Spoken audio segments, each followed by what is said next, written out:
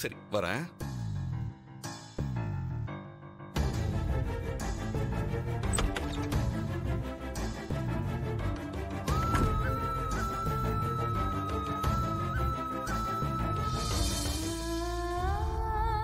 பாப்பா, பொம்மி அக்காவை கொன்னவங்க தான் உன்னையும் கொல்ல பாக்குறாங்க.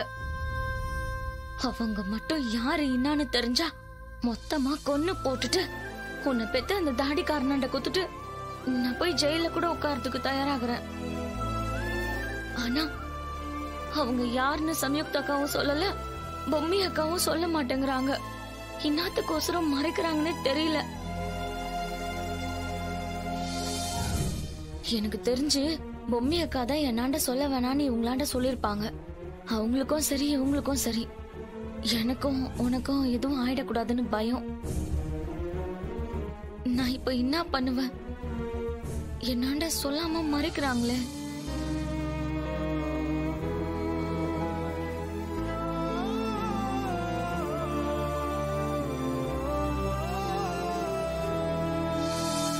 இப்ப ராணி கிட்ட வந்து பேசும்போது அவ ரொம்ப நார்மலா தான் இருக்கா. அப்புறம் எதுக்காக அந்த குடுகுடுப்புக்காரன் அப்படி பயந்து ஓடுனா? நல்ல காலம் பிறக்குது, நல்ல காலம் பிறக்குது. ஜக்கம்மா சொல்றா, ஜக்கம்மா சொல்றா. வீட்டுக்கு ஒரு நல்ல காலம் பிறக்குது, நல்ல காலம் பிறக்குது, நல்ல காலம்.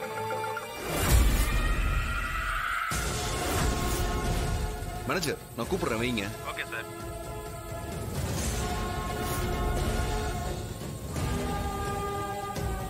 என்ன குடுகுடுப்புக்காரன் ராணி ரூமை இப்படி பார்த்துட்டு இருக்கான்?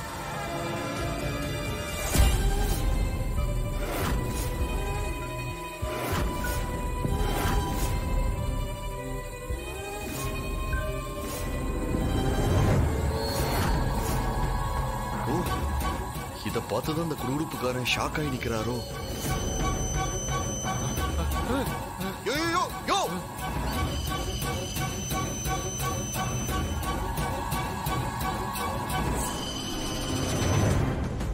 அந்த குடுகுடுப்புக்காரன் என்னோட ரூமை பார்க்கும்போது ஏதோ ஒரு மாதிரி நிழல் உருவம் தெரிஞ்சது. நானும் அந்த உருவத்தை பார்த்தேன். ஆனா உள்ள வந்து பார்க்கும்போது ராணி மட்டும் தனியா பொம்மை போட்டோ முன்னாடி நின்னுக்கிட்டு நார்மலா தான் பேசிட்டு இருக்கா. ஒருவேளை ராணி நம்ம கிட்ட எதையும் மறைக்கிறாளோ?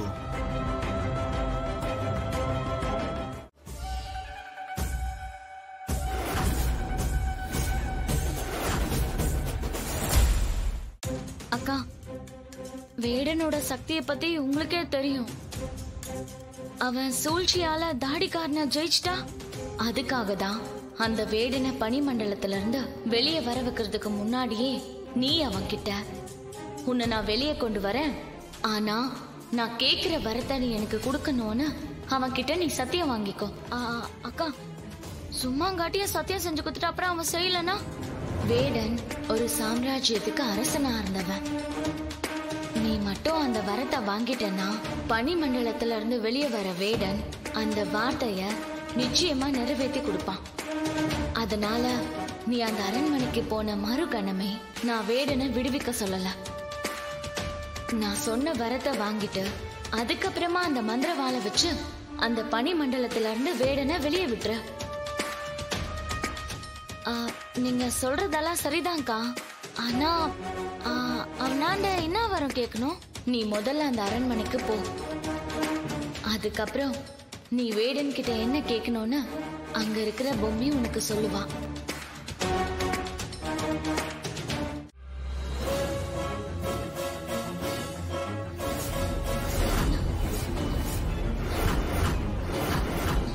எங்க போச்சு?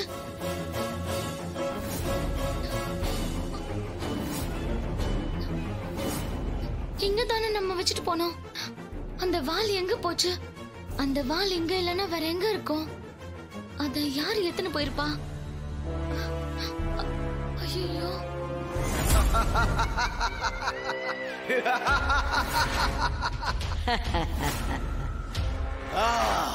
தசாவதானியையும் வேடனையும் அழிக்க போற கருவி உனக்கு கிடைச்சிடுச்சு.